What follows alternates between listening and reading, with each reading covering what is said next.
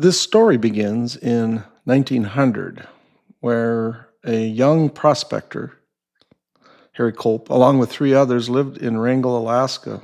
They were struggling financially. One of the men, Charlie, received a tip from an elderly Tlingit man about a gold deposit in Tongass Bay. The elder warned him that the area was haunted by spirits, and even if Charlie found gold, he would be haunted himself. Despite the warning, Charlie paddled to Tongass Bay and trekked up Patterson River in search of the lake that resembles a half moon. After some time passed, he returned to Wrangell with a gold-speckled quartz rock, but appeared traumatized, and he left Alaska for good. Before departing, Charlie shared his harrowing tale of being attacked by demon-like creatures in Tongass Bay. After removing the quartz, Charlie ventured to the top of the ridge to find his bearings. Behind the ridge, a swarm of demon-like creatures, Kushtaka, emerged from Half Moon Lake. Charlie's memory is fuzzy on how he escaped the attack and awoke in his canoe with no supplies. This was not the only tale of unusual happenings. According to the Petersburg Press, March 22, 1957, Culp and Johnny Sales ventured 8 miles inland from the sawmill at the mouth of the river. They came upon a place where indications showed that there had been a complete settlement of Chinese working the soil for gold, probably about 50 to 75 years prior. The Chinese camp had been alongside a glacier deposit, and any gold had been taken from the place as no traces of it were found. Other stories include loss of pets, people getting lost and never returning, and so this place holds a lot of mysteries.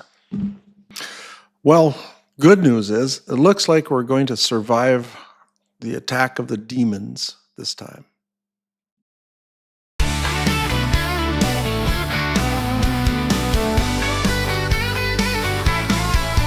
Escaping on our SeaDoo, Tongass Bay, demons in the rear, leaving shadows behind us, where a glacier looms near. Rocky outcrops hold the ground, mountains tower high up there, salt air biting at our skin, wilderness without a care. Speeding through this haunting place, nature's grip so tight and cold. Journey to our safe retreat, stories of the wild unfold. Echoes of the forest speak, ancient tales of land and sea, breaking free from silent screens, stories of the wild unfold.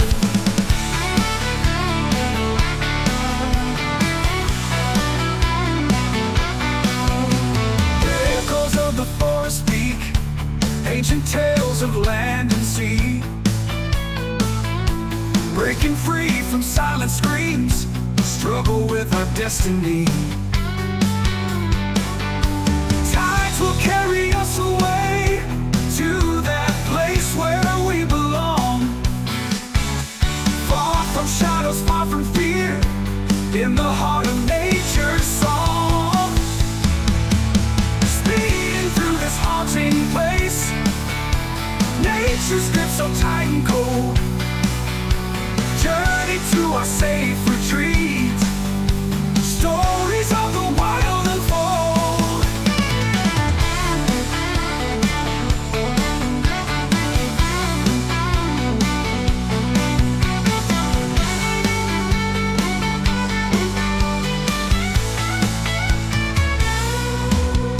Speeding through this haunting place, nature's grip so tight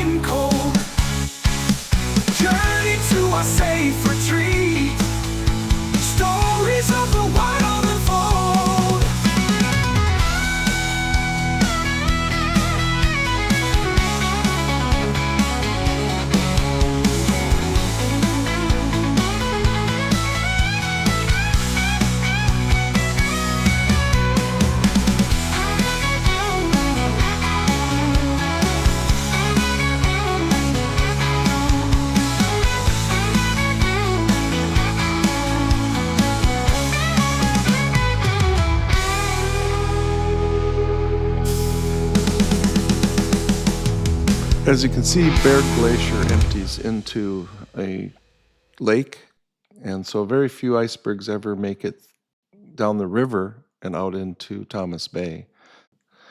Now we're heading back into Scenery Cove and want to take a look at the natural beauty that abounds back in this aptly named cove.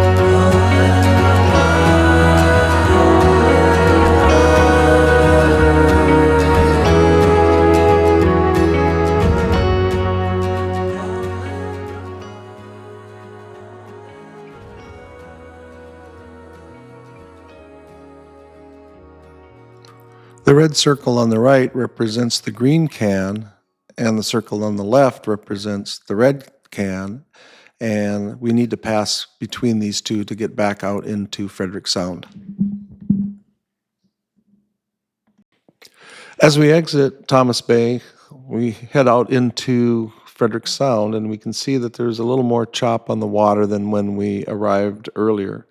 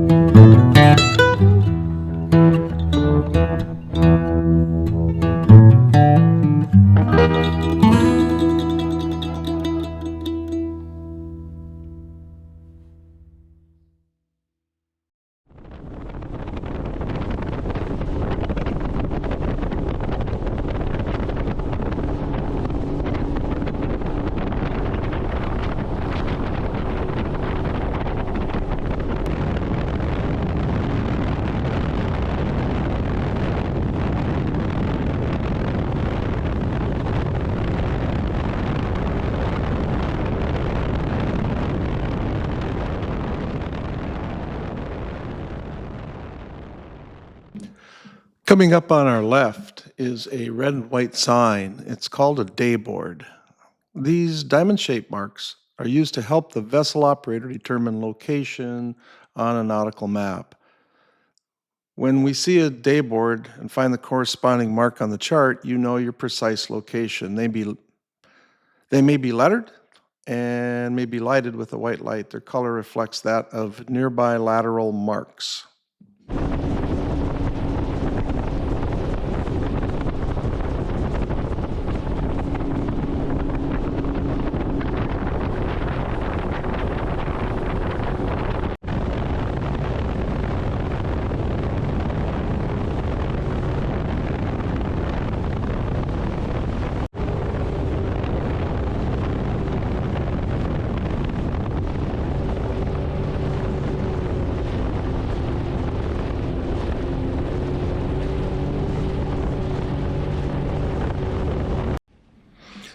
Here, Darcy takes a little detour to stop and swing over and look at the mainland United States with its mountains and glaciers. As we return to Petersburg, there seems to be a bit more marine vessel traffic than there was earlier in the morning when we went to Thomas Bay.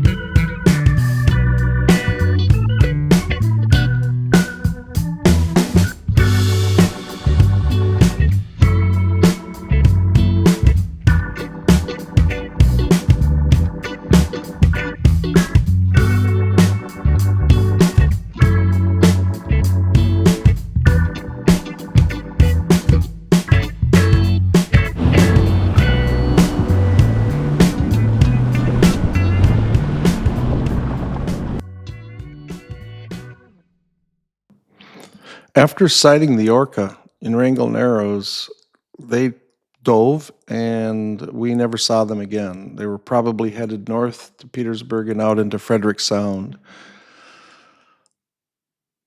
Sightings of Orca on Wrangell Narrows is not uncommon, and we have some videos of another time when we were driving home from Petersburg and we saw them out on Wrangell Narrows. What was interesting about this is that a bunch of sea lions that were very near shore and were quite agitated that the killer whales were out and about. So if you listen carefully in the background, you can hear the sea lions squawking about the presence of the orca.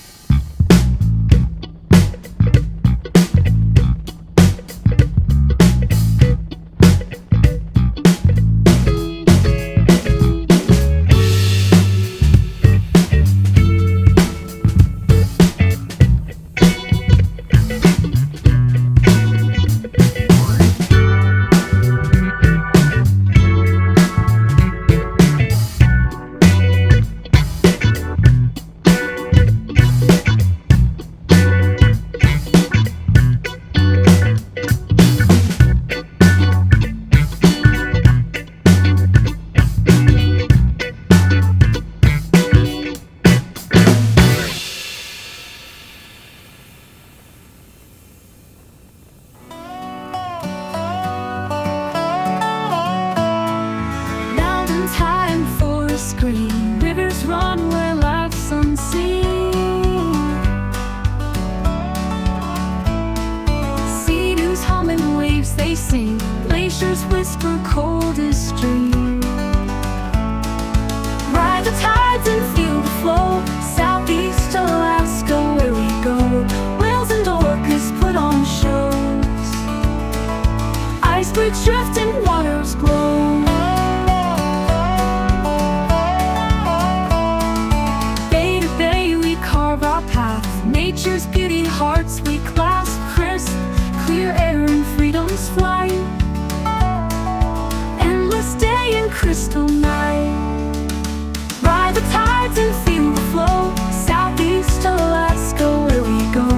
Whales and orcas put on shows, icebergs drift and waters glow. Mysteries in every turn, endless moments to discern. Wild and free our spirits burn, endless wonders to honor. Echoes of the ancient past, nature's song a spell it's cast. Every rapid, every stream, caught in Alaska, living dream.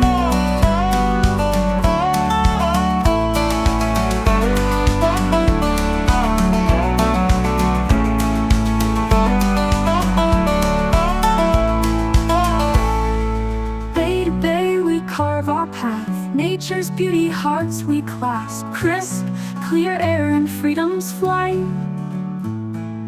endless day and crystal night. Ride the tides and feel the flow, southeast Alaska where we go. Whales and orcas put on shows, icebergs drift and waters glow. Mysteries in every turn, endless moments to discern. Wild and free our spirits burn, endless wonders to honor. Mythic dream. Echoes of the ancient past, nature's song is to discern. Wild and free our spirits burn, endless wonders to honor.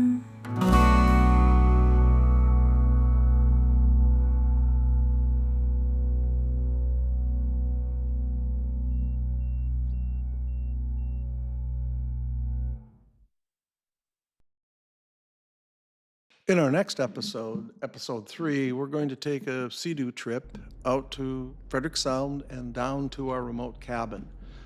It's a real treat.